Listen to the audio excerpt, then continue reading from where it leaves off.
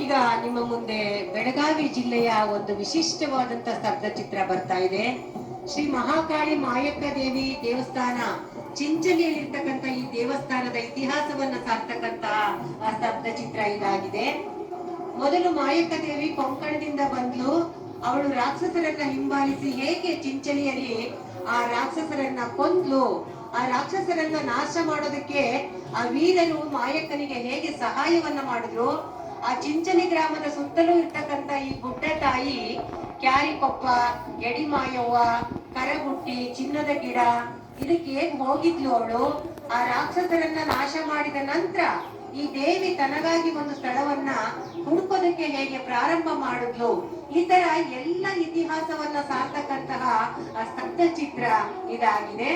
ಈ ಹಿರಿದೇವಿಯ ದೇವಸ್ಥಾನ ದೊಡ್ಡ ತ್ಯಾಜ್ಯ ಮಣ್ಣಿನ ಗುಡ್ಡದ ಸ್ಥಳದಲ್ಲಿರುವಂತದ್ದು ಮತ್ತೊಂದು ವಿಶೇಷ.